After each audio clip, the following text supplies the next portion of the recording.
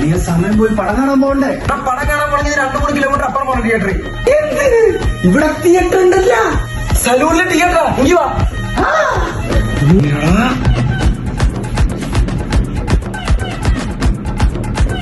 അത് ഏത് പടമാണ് ഞാൻ കൊടുക്കുന്നത്?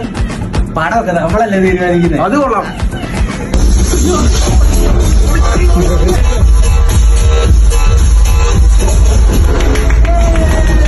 ഇന്റർവെല്ലായി. വെള്ളം ചായവെല്ലാം കുടിക്കണം.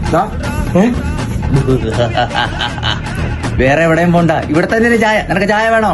ജ്യൂസ് വേണോ? ഹോർലിക്സ് വേണോ? കോംപ്ലാൻ വേണോ? ഇവിടെ ഉണ്ട്.